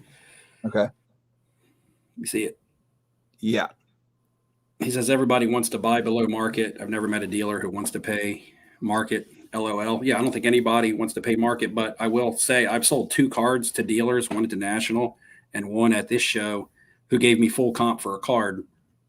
The reason they gave me full comp for that card is because they wanted it for their PC. So that just reinforces my argument about people going into Cards HQ and wanting to pay sticker price for cards that they want, not cards that they want to sell. Okay. A dealer will pay you market full 100% if it's a card they want, not a card that they want to sell. Okay. And definitely they have to pay under market, or they would be out of business.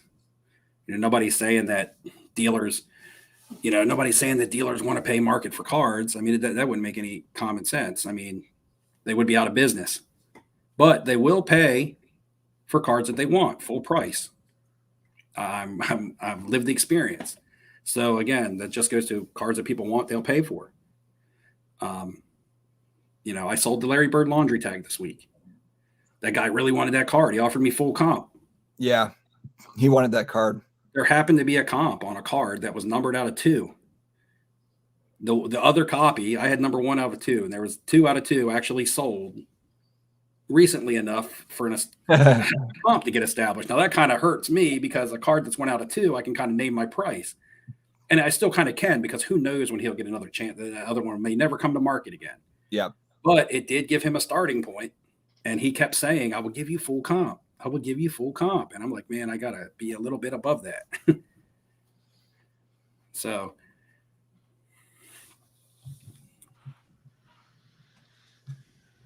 What was I going to say? Shoot, I lost it. Oh, another thing is, I think Jeff's going to throw a lot of events there. So I know we had the trade night, is kind of, obviously it's an event, but I think that that's going to also be, when you look at the space, I think that's part of how he's going to try to get inventory coming in, is he'll probably have different trade nights, different things for different, sports or whatever. I think he's going to really use that as an event space. It's great for that. You can fit, how many people were in there? Maybe a couple hundred, a few hundred, Steve? What's that? How many people could he fit in there? I asked him his capacity when he was on, and I don't know if he gave us a direct answer or not. I would say, let's see, I've worked in rooms about that size where the fire marshal put like a 350 to 400 cap on it. I think it's like 4 or 5. It's like 450, I think, is the cap. But what the room that I worked in was an open floor plan. So you got to take fire hazards and things into account when you have shelving everywhere and tables everywhere and trip and fall hazards everywhere, things like that. I only know that because of casino talk. I got to make sure the table games area is, we don't have that type of stuff on the casino floor. a non-sports card special from PSA. Rob is the PSA specials guy. Do you think they're going to do a non-sport Neo special? I don't know what they're going to do. We'll find out in a couple days. Well, we'll find out tomorrow, probably, I guess, if they roll something out or wait till the next week to roll something. Yeah, their special that just ended. What exactly was that? $15 for ultra modern, $200 and under. So they just any sport. Yeah. And ultra modern is very loose. I think it was like the 90s or like early 2000s. Because I've been building up a raw card stack so that I can better get your paperwork filled out in the next 3 hours. No, I'm not. I'm not going to get it that quickly. There's still stuff I'm in negotiations for and stuff too. Well, it's only a 10 card minimum, so you can get some stuff sent out if you want. I got to fill out. I'm sending a second order out, and they're cooking on that stuff. My order arrived to PSA on January 8th, and I'm going to have it back in my hands tomorrow. Yeah, I just need my stuff back by the National. I'm not in like a super rush, so that's actually why I'm really planning on. If I'm in a super rush, I have to go to SGC because of the speed. But PSA prices are down, and I'm going to grade some ultra modern. This is something I haven't done in a while. Grade ultra modern sports cards, and that's because it's becoming feasible again. Yep. Here's the thing too. Right now is PSA is. I mean, if you could return a bulk sub at PSA in under 30 days, like. Does the SGC speed factor matter as much if you could just wait like an extra week and get the PSA order back? Yeah, I mean, I have a couple cards that I've been waiting for PSA for to send to PSA for like a year.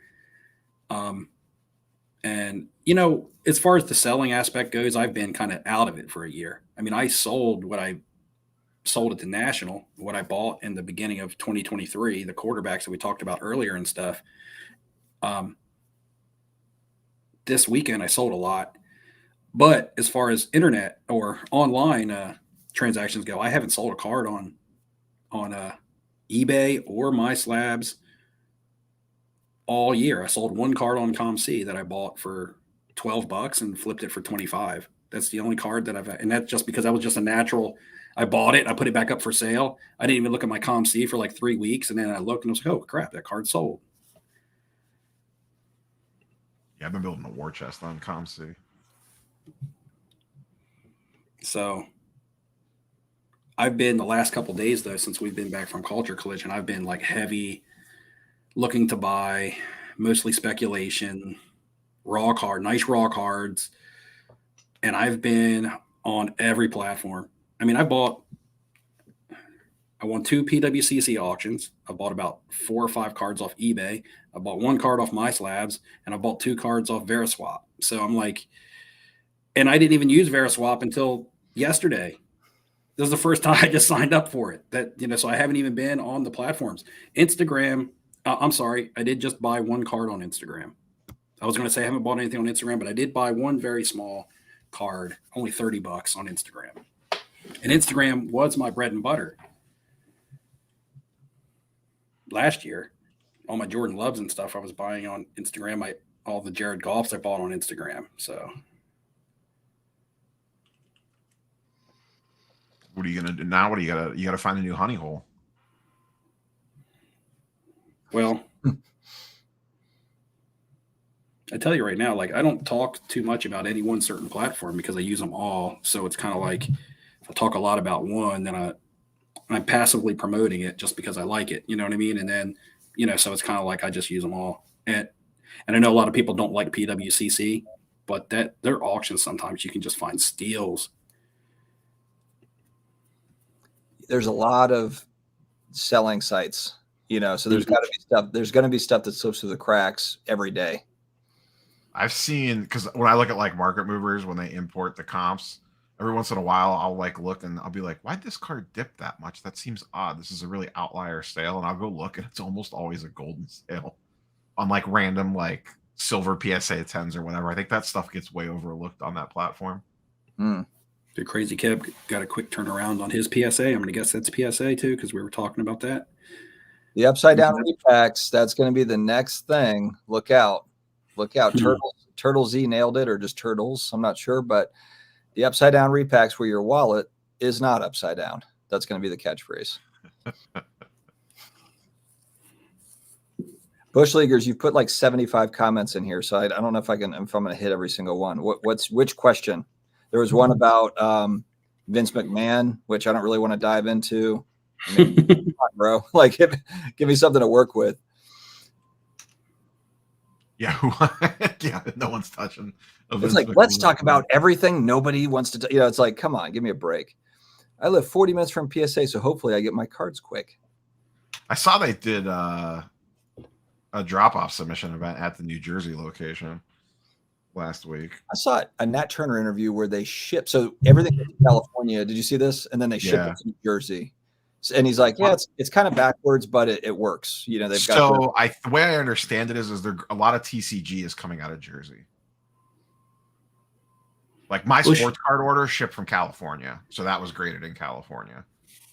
And I live in Ohio, so you would think if they were like, you would think that they would send it to New Jersey to ship back to me, like if graded in Jersey and ship it from there. But I think Jersey is still handling mostly a lot of TCG. They're doing some sports, but I think it's mostly TCG. Bush Leaguers is like, what do you think about Epstein? I was just going to say, Bush Leaguers showed me an item on Facebook Marketplace, which I didn't buy, but then I got one similar. And Bush Leaguers, you know what I'm talking about. That'll be in my next video, actually.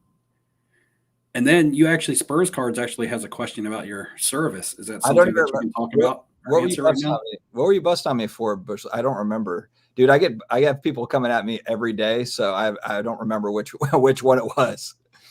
Oh, it's like me. I was even busting Dustin's balls all this weekend. How did you forget a phone charger? Well, I had the cord. I just didn't have the box. So yeah, I had to use Michael Ham. Steve got a boot sent to him. You couldn't have got like a $5. Yeah, right. Like next date on Amazon. They probably had one in the gift shop at the hotel. We're on a tight budget. We're on a sell those at the gas station. You could have went to Buc-ee's or something. We're on a tight budget, man. We're on a tight. Like I said, every morning 6:30, 6:45, we got the. You could have promoted someone's Hey, you guys notification. While you were walking in to get it. To cover hey, you guys. It worked out. These guys were. It was like 8:30, and they're still sleeping. I'm like, I wake up at like 5 every morning, so it was fine. Like they need. I work till like 5 every morning. So Dustin, for you set up at this show. Did you enjoy setting up, or did you miss being able to just walk around and do whatever you want? I liked setting up, but I think in part because I hadn't done it. I feel like if I was only ever setting up, then I probably would be like, man, like I'd like to be walking around more. It also helped a lot that we had Brian and Ham with us. If it was just me and Steve, we wouldn't be able to kind of maneuver around as much, but because we had them to stay back, we go to the restroom or grab a drink or something, or walk around a little bit, it worked out pretty well. I'm going to try to answer Bush Leaguer's question, and I may be way off. I have no idea, but I'm going to guess. Is it this one? He's got a question. I got a question. Okay, and it's not about Epstein or Vince McMahon, so we'll go with it. No, it was 1941, yet he didn't get his first baseball card until 48. I'm going to say because of the war.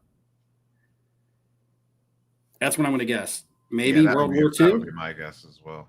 So Hector, you actually before we dive into this, they did have a USB input. The one in my room didn't work. So and the one in Ham's room and Steve's room did work. So I might be way off. I might be wrong, but that's just would be my first guess. Would be like because even like Ted Williams, he had a play ball card in 1938 and 40 and maybe 41. And 39, 40, and 41, I think. And then he didn't have another card, I don't think, until Topps or his first Topps card in the 54 set. He may have had earlier. He may have had some 48, 49 Bowman stuff, but I know there was a span in there. This is a Mike Petty question. Yeah, it's not a question for me because I'm not the super well-versed vintage guy. I'm just trying to. That just kind of makes sense, but it doesn't mean it's right. We didn't have too much of this. Steve bought a $1 Mike Trout card off of a kid for $5. That was, like he was trying to do a trade up challenge. I remember that one. That was a good deed. Kid walked up with the Mike Trout Illuminations. He said, it's in the video, but he said, I'm doing a trade up challenge. I'm trying to get from $1 to $300 for an Aiden Hutchinson card. Do you want to buy my Mike Trout card for $5? I messed with him a little bit. I said, what are the comps on it?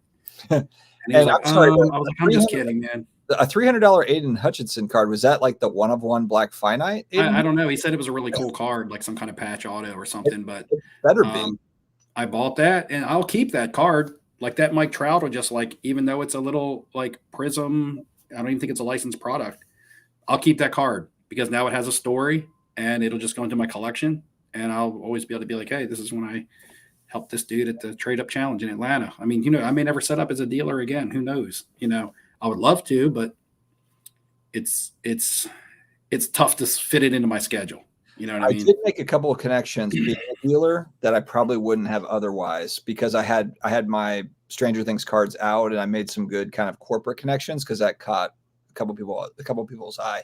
So that's another thing that's, I guess, might be a pro to being a dealer, is that you're locked, you know, you're in that one spot, you have people walking around, and you know, and you can chat with them and figure out kind of who's who. Yes, thank you, Rob, at 931. That's I think Williams has the Bowman color cards, right? 50 and 51 Bowman color, because those cards actually look pretty cool. The nice part about that, because like when I wasn't really set up as a dealer. I shared a little bit of space in Steve's case at Atlanta 2 years ago, but just having the table is nice from like a home base aspect of like just being able to like drop your case off, or like, you know, if you buy something and set it down behind the table and not have to lug it around, or you just want to go sit down for like 15 minutes or whatever. So Eric, the Saint starter jacket, it was more like 60 degrees. It wasn't 80 degrees. And even inside there, it wasn't, you think like, oh, there's all those people in there, it's hot. It wasn't hot. Like it wasn't hot in there, like blazing hot, even with all the people. So, and plus I wanted to flex the jacket because, you know, it's all like Falcons fans there. So there was a little bit of that too. There was a little bit of, you know, here I am. And then the Falcons mascot was there, the actual Falcons mascot, Freddie. I got a good picture of him. Like he came up, I didn't realize he was going to do it. And then he like basically like bit my head with like the beak part or whatever. And there's some like funny pictures from it. So, but yeah, it wasn't 80. So just to clarify. Yeah. So what's your guys' oh, go ahead. Go ahead. I was just going to say this time at Culture Collision was better because I got to walk the floor quite a bit, even though I was moving slow. It was good to get out from behind the table, because last time I may have done one lap around that show in a 3-day time period. So it was like I was stuck behind the table. So we were on a little bit of a rotation. We kind of, you know, once we priced our cards, we even told each other, hey, if you want to negotiate them to like, just, you know, if it gets too far down, call me. But if, you know, if I got a card marked at 500 and somebody says 475, go ahead and sell it, because my stuff, I was in at low cost. So really I could have priced my stuff low. That's why, like Dustin said, I was priced to sell. I was priced to sell because I was in at low price points. So it was easy for me to sell a card for a decent price and still make 30 to 40% or more on a lot of them, honestly. Yeah, I think that's really the big lesson is for today's flip game. You know, going back a couple of years, you could pay up on a card and still do okay. Now, I would say, just given all especially the ungraded inventory, if you're buying raw to grade, just be patient, because there's lots of really good inventory, whether it's sports or non-sports, that you can just go in and grade. Just be patient. Like it's like we're saying, there's a million different, you know, Rob just said gold knock. There's stuff selling at, you know, below comps or whatever. Like there's opportunities every single day, you know. So you just got to make sure that when you buy in, you're buying in low enough to where you can, you know, make a little bit. That's really what it boils down to. Yeah, and I had the interaction with a couple teenagers on the elevator that I talked about in my video. I got some flack for that by a couple people in my comments, because they said, I said, what are you guys buying, selling, and trading? And they were like, we just spent all of our money on CJ Stroud and we're taking them to Beckett for raw card review. And I was like, okay. I was like, but just, you know, you never want to buy at the peak, you know, and they're probably smarter than me. They're probably going to flip those cards and make money. But to me, I'm thinking CJ Stroud is he's like one of the hottest players at the show, which means if your grades don't increase the value of your card, which is the smart thing to do, you got to get it graded if you're buying at the peak to increase the value for yourself. But I was just like, man, I just feel like there'll be a better opportunity. And then people were like, what are you talking about? CJ Stroud cards. CJ Stroud is going to be the bomb. He's this and, you know, I'm not. CJ Stroud, I think, will be a great quarterback. But not even Patrick Mahomes is immune to market dips. So, you know, I just feel like in a month from now, when baseball is starting up a little bit and basketball playoffs start, people start talking about that, there will be a little bit of a time to buy some football cards, the ones that are peaked up right now. Like right after the Super Bowl, how many times do you see it? Somebody wins a Super Bowl, I'm sorry, and their cards go down immediately after. For all my comic book people that showed up, probably thanks to Neo's stream. So just going to share a quick buy that I had over the last couple of days. This is one that sorry, sports card people, I'm just going to throw this up here for a few minutes. But this is one that I owned in an 8.5 that I sold into the kind of the comic explosion going back a couple of years, and I've been wanting to get another one, kind of the buy and hold copy. The 9.8s are like $4,000 or something, or best offer, and this one I got at 8.85. It was a pretty good price. So Malibu Barbie my Spawn. comic book folks, what's that? Malibu Barbie Spawn. No, the Malibu. I don't even know. Like, I'm not familiar with that book, to be honest. And the 90s is the days that I was really into the comic books when McFarlane left. This is a promo Marvel book. Basically, Image. Yeah, this is basically where they handed this out a month before Spawn 1 came out. Now, who was the publisher? I don't know if I'm not. It wasn't Image yet, was it? I think it's called. I think Malibu is the publisher. Okay. It's just basically it's like a promo magazine, but it's the first time Spawn's ever been on a cover. Oh, gotcha. So that's a magazine with a photo / comic cover of Spawn on the front. So it's kind of like a first cover appearance of Spawn. Exactly. On a magazine. Gotcha. All right. Yeah. I thought it was a comic book. It's just more of like a promo mag that they had going. No, I understand now. Yeah. But it's one that it's in the Image kind of Spawn Todd McFarlane world. It's a big one. So I just had to knock it down. So that's it. All right, comic book people. We have some breaking PSA news. Oh, what's going on? Due to overwhelming demand, the PSA website is down. They are extending the special for one more day to let people get orders. One day? They should have said week. Come on, man. I got cards I'm waiting for. It broke the website. I heard that, and I'm sure Neo probably heard the same, but there is probably some big grading numbers coming out here tomorrow. Actually, PSA's numbers are on track to be pretty close to what they were in December. Yeah. I heard some of the others. There's another company in particular that's doing. The reason why I can't get CGC is going to have a big bump up, but it's because of their show in China. Yeah, Neo, the reason I can't get that order in, at least filed online prior to it, is because I need to see the cards. I'm waiting for them in the mail, and I don't want to be like, okay, I don't want to submit a card electronically and then get the card and it be scratched or dimpled or something. Is SGC gonna have a big month? Is that what you're saying? I know that they're backed up. Like people are, I don't want to say like complaining, but like their orders are taking like the full 10 days or plus. I heard it was good. Yeah, but I don't have all of the stuff in front of me, but I didn't ask for it either. CCG opening a location in Tokyo. It's the Asia invasion. Everyone's trying to get all the money over there in Asia that's into collect. I mean, they're into collectibles over there. Absolutely. I mean, well, Pokemon and stuff is like huge over there, and that's probably a big target for like CGC, right? Well, CGC's been going. There's like that massive show. I forget where it's at. Over like it's in China, and they're doing on-site grading there.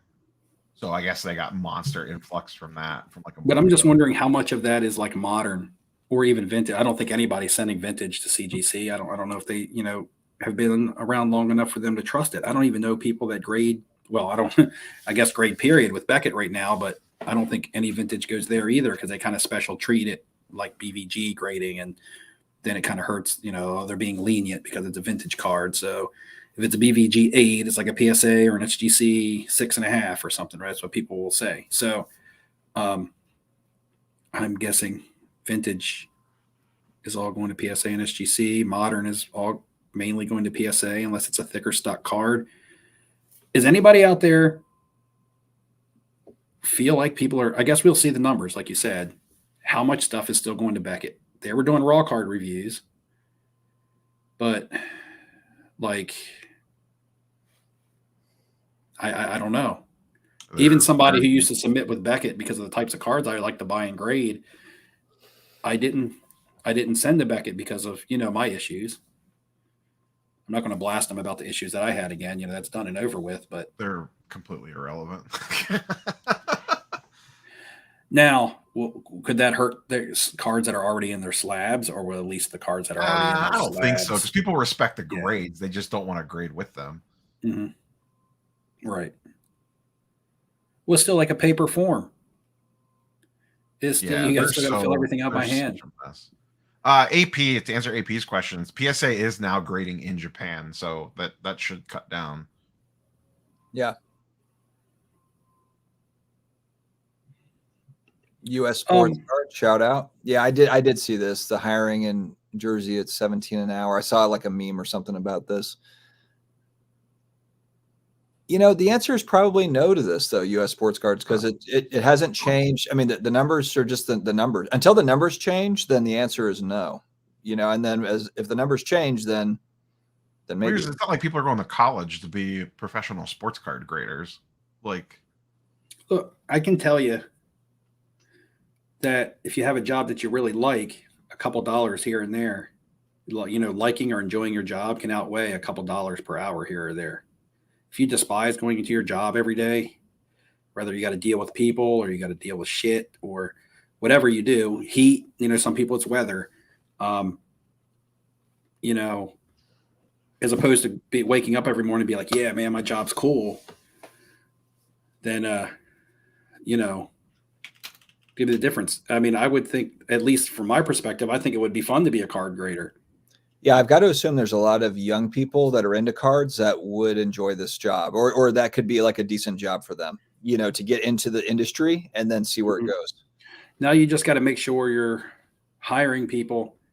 And I'm not going to even say skill set, because you can teach skills, but maturity level, you got to make sure because there is a bit of emotion.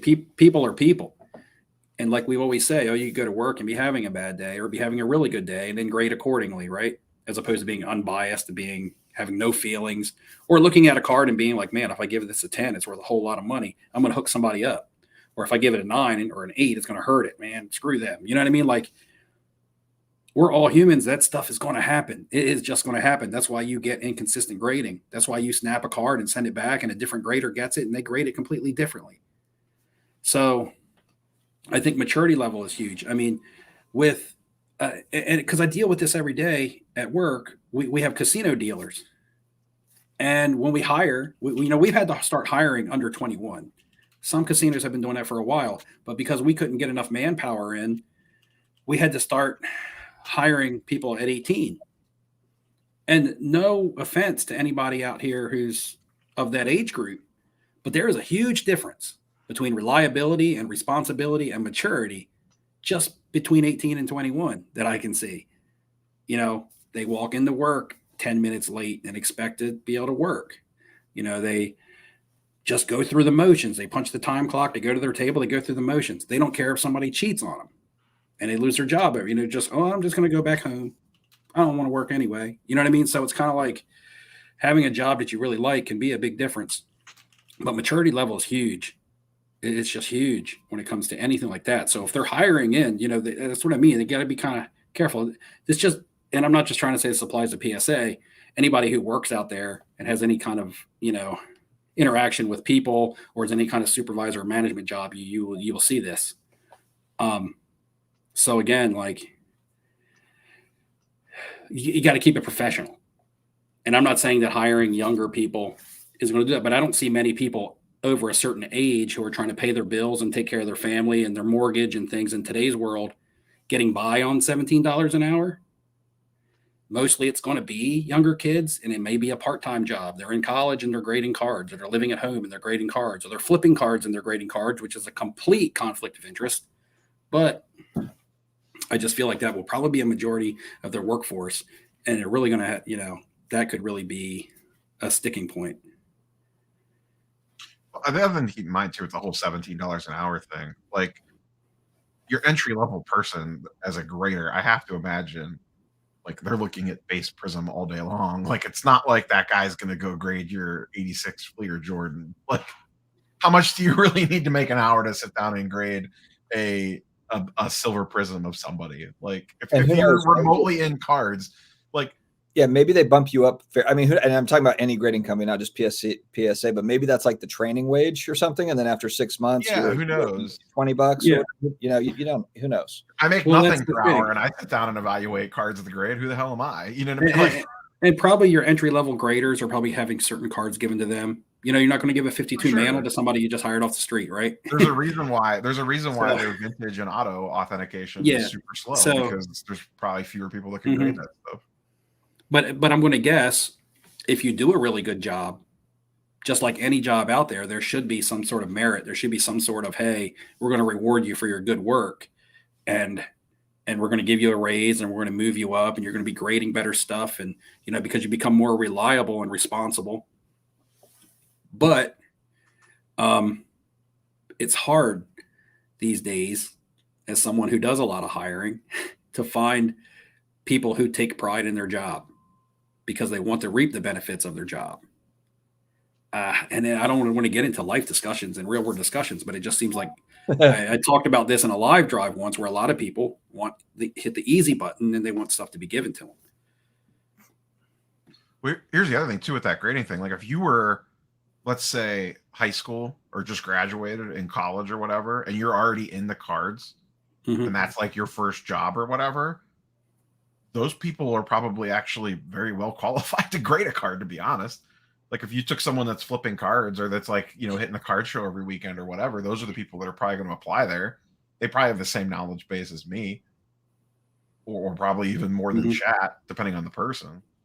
It's not like someone that just walked out of school and's been flipping burgers at Wendy's is going to be like, and has never looked at a sports card, is going to be like, oh, let me go try out this card grading thing at pick whatever company you want. I mean, I don't know. I have to have a baseline interest level in love in cards. I have people that walk into the casino training room every day and say, I want to be a casino dealer. I've never played blackjack. I've never dealt a card. I don't know what a straight is. I don't know what a flush is. I don't know how many sides are on a die. I don't know how many numbers on a roulette wheel. I want to be a casino dealer, though. I see it every day. And we don't hire that illusion of training working at a casino versus being a card. But I mean, grader. we have an on-site training center at our casino. Now, that was unheard of when I got hired. You had to go off-site. You had to get a curriculum from an actual college, because you got issued certificates back when I came in for things, and you learn how to do stuff. Now it's kind of like, we're going to bring you in. We're going to hire you. If you pass your audition, which means you went through your 3 or 4 week class on how to deal blackjack, and at the end, we feel like you are safe to put on a casino floor, we're going to pay for your lottery badge, and we're going to guarantee you a job. We're going to guarantee you a job if you pass this class. And the class is free. All you got to do is sign up, walk in. We start a new one every month. For about, we'll shut it down in July, but at least 8 months to 9 months out of the year, it's constantly running. And we can't keep employees. And I don't work in a huge house. I work in a decent sized house. Casino, that's casino, it's talk. I work in a decent sized casino. And, you know, it could be the same thing. PSA could be like, okay, we're going to train people to do this. But are they going to be able to grasp it? Are they going to be good at it? Are they going to want to do it? Are we going to have to keep training people like a revolving door, like I go through a lot? Well, look, that's, and also too, you might be into cards and you might think, okay, I'm going to do this, but it's like, I have to assume it's like working almost like at a factory with, you know, a conveyor belt of cards coming your way. You're grading 5,000 cards a day or however many you have, 1,000 cards a day or whatever it is. I mean, that's like, it's really redundant work. So I don't know. I wonder if they break up their day, you know, to do other things. So it's not just like 8 hours, you know, just simply doing that. I wonder how that works. That'd be interesting. We need a day in the life of a grader. We might have to do a trip. Problem is no one's going to let you behind closed doors, because they don't want us to see. We all know that they probably spend 30 seconds or less on an ultra modern card, but they don't want us to see that. Be funny. We visit, they're all, we go in and like everyone's taking like, you know, 20 minutes to look at a card. Yeah, I will say there's a little bit of difference. I mean, I live in Delaware, which is a smaller state, and our casino dealers are making like between 30 to 40 an hour. So, you know, there is that difference. Right? Yeah. But what we call a toke rate, again, the word tip doesn't exist in a casino. It's called a toke. Kind of like, I don't know, is that like a marijuana reference? But anyway, toke rate is never like below I mean, a bad day is 25 plus whatever flat rate the dealer is getting paid based on their experience. Yeah, and knowledge. First card knowledge. 21 nails it. Do you really want to know? Do you want to go to the back of the restaurant and really see how your food's made? Or do you just want to know that it tastes good? Yeah, the microwave. The microwave. Yeah, no, man. You ever seen a Road Trip where the guy sends his pancakes back? Yeah, sends the French toast back. The French toast, Yeah, because it's got powdered sugar on it. He's like, flips it up into his pants. Yeah. That's a very underrated. That movie never gets talked about. That movie's hilarious. Oh, the best is Vacation. The new Vacation. The guy from The Office is in it. That's the best with Christina Applegate, I think. Oh my God, that is the best. All right, guys, it is. We've been on for an hour 50 minutes. I'm been a while. Yeah, and Neo's got to get up at 3 or 4 or something like that. I get up at 4:30 tomorrow. Okay. All right, so we should probably wrap. Any last words, guys, before we wrap up? We had 200 people on the stream tonight. What's your next big show? What's everyone's next big show? Probably the National. For me. Yeah, the only thing I can guarantee is the National. Philly and Chantilly are close to me, and I would love to go like on a Sunday. But I mean, God dang it, I hate to do that, but I have to use a vacation day because my day's off in the middle of the week. They don't give the shift manager at the casino the weekends off. So it's like, I have to work, but I could manipulate the schedule, but on the Chantilly on a Saturday. That wouldn't be leading by example when I would. I want to try to get to Chantilly. I thought about Philly, but I've already been to that one once. I've never been to Chantilly, and I've always heard good things. Yeah, and if I go to Philly or Chantilly, like Philly's in March. If I go to that in March, I'm going to drop more money on another vintage card. I'm not going to be able to contain myself. Let's go to Chantilly in April. I got ships in a blizzard probably in the beginning of March, most likely, because that's just. I need to buy a decent, inexpensive vintage card. That one's not out of the question for a while. Chantilly April 5th might not be out of the question. That could be a possibility. Yeah, I'd probably go for Friday, Saturday, drive home Sunday, because for me that's only 6 hours. I look. Oh yeah, see, if I did Chantilly, I would probably go on the Sunday. No, you got to come Saturday. Mm-hmm. I usually tend to go to these. I'm Jones, and after I FOMO'd. Well, what day did we go to Philly? Didn't we go on Sunday? No, we were there the whole weekend. Saturday. We were there. We went for one day. It was a busy day. The one we went on Saturday. Oh, I was there Friday night. You guys didn't get there till Saturday morning. Yeah. I forgot about that. Yeah, I got ships. If I go to this PA show, but I almost consider that like a local show. And then I want to do either Philly or Chantilly, but my lean is Chantilly. I've already been to Philly. And I think actually Chantilly is an hour less drive. Mm-hmm. I just feel like I need to get into sports card flipping mode instead of sports card hold mode. And if I go to a show, I'm going to buy a hold card, right? And I feel like I can get better deals online and more variety and stuff for the items that I want to flip than I can at a show.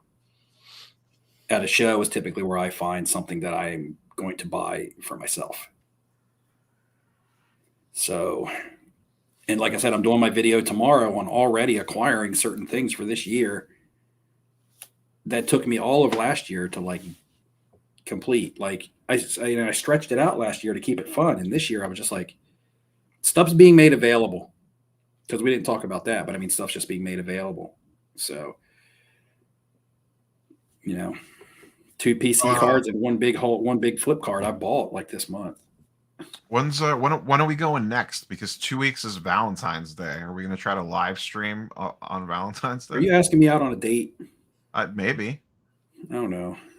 I'm going to be at the Stranger Things premiere. I might be in Mexico. Oh, really? I don't remember when we're going. I don't remember if it's. No, you know what? You know where we're going? We're going to go to see the blind Italian opera singer guy, Bocelli. Me and the wife are going to go and see him on Valentine's Day. I think we go to Mexico later in the month. Now, will he be singing in Italian, or is he just Italian? Yeah, he's Italian. But I mean, will he be singing in Italian, or will he be singing in English? He'll be singing in Italian. I think he sings. I think he always sings in Italian, right? Now you've got me. I don't know. I plan on going to the opera when I'm in Vienna this summer, but I'm not going to understand what they're saying. Mm. I'll Well, just have to hear that. I'll hear them singing, but I won't know. I'll just make up my own story, I guess. I think that's a good note to end on. So next off center to be determined. Yeah. EBD. Yeah. I think that we'll be fine in 2 weeks. It's just the following 2 week. weeks, Valentine's Day. 2 weeks is Valentine's Day on the nose? Yeah, on the nose. On a Wednesday? We're in a leap year. Oh, okay. Then maybe not. Yeah. Well, maybe we just that's the end of the month. We'll figure it out. Oh, yeah. Maybe February is a one-show month. Yeah, we'll see. All right, guys. Thanks, everybody, for joining us. We appreciate you. We will see you in the next few weeks for the next episode of Off Centered. See you guys. See you.